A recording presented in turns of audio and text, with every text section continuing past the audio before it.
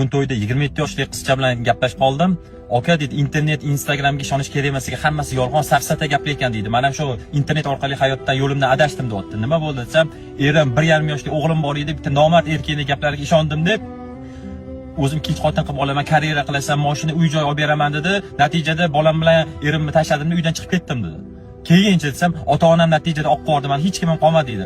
Haligi nomard erkakning qo'lida 15-20 kuncha qo'g'irchoq bo'ldim, keyin ko'chada bitta jahonchaga aylandim dedi. Keyinchi dedim, shunaqa kasal yuqtirdim, hozirgi kunda men o'limimni kutyapman dedi. Boshqa natija, men o'limdan qo'rqmayman dedi. Qo'rqadigan narsam ertaga egasi yo'li qabristoniga qo'yilaman, tepamga hech kim kelmaydi, chunki hech kimim yo'q. Hayotda eng kerakli bo'lgan, yaxshi ko'rgan insonim erimman, farzandim, ota-onam mana o'sha kecha bo'ldi, orqamga yo'l yo'q dedi. Shuning uchun internetga ishonish kerak emas ekan deyapti. Eng qizig'i, Alloh deyapti, sizga bitta odamni oldingizga juft qilib jo'natdimi deydi. Allohning rejasida xatolik yo'q. Xatoni inson o'zining qo'li bilan yaratadi. O'sha xatosiga keyinchalik afsuslanadi. Men juda ham qattiq afsuslanmayman, lekin foydasi yo'q deyapti. Sizlar qanaqa fikrdasizlar? O'rtoqlar, mana shu videoga like bosib